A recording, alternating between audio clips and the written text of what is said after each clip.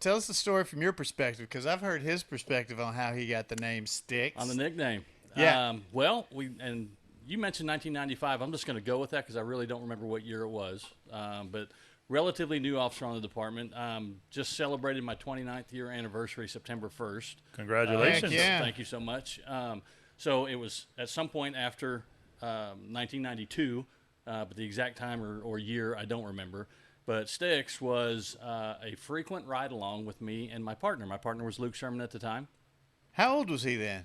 How old was Sticks? Yeah. I think he's like 12, if I remember right. He looked like a little kid. Pretty much was. He was. Yeah. And if I remember right, you and Luke had known each other.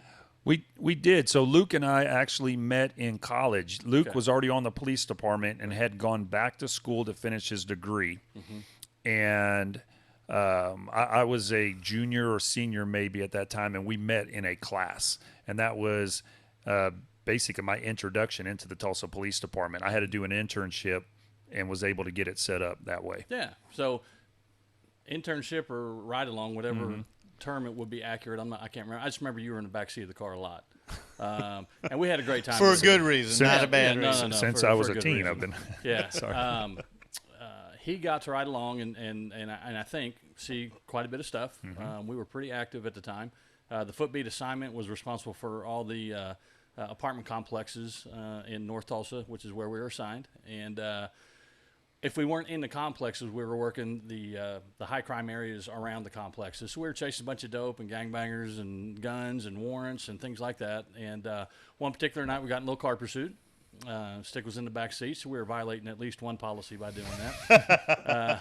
And as we were chasing them, I think maybe you remember better. I usually drove because I got, I'm a wuss. I get car sick.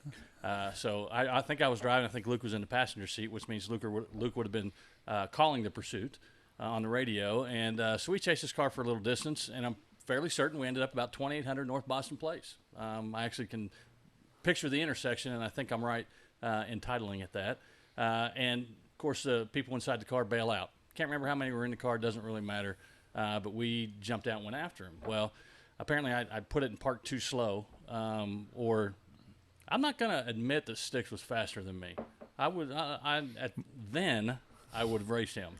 Now, not so much. No. There's no racing happen nowadays for many of us. There you go. But point is that Sticks got out in front of me and ends up catching this guy and going to the ground with him.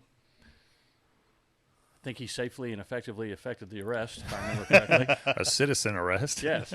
But a conversation quickly ensued at the termination of that event, and I was like, dude, what are you thinking? He didn't have a gun.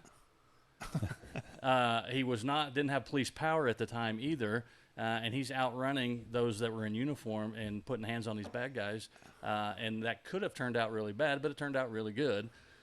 So as we're talking about this, I can't really tell you where it came from or what prompted me to use it, but I looked at him and I said, man, you know what? You're just a fuck stick. And Luke heard that, and Luke found that hilarious. Oh, yeah. Well, because it's funny.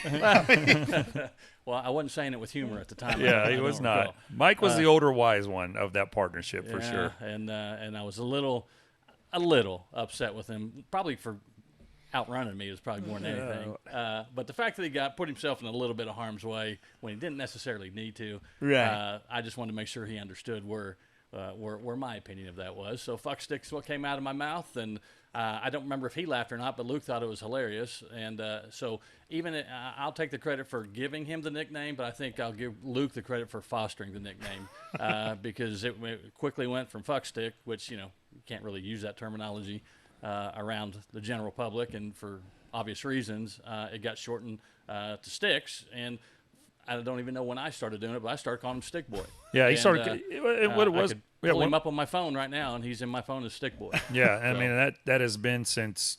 So in '97s when I was in the police academy, at that point, both Eck and Luke were part-time firearms instructors, if I remember correctly. So every day you're on the range, they're the ones that are behind you, you know, trying to help you shoot or yelling at you or making you do push-ups. And that's what he referred to me as, stick boy.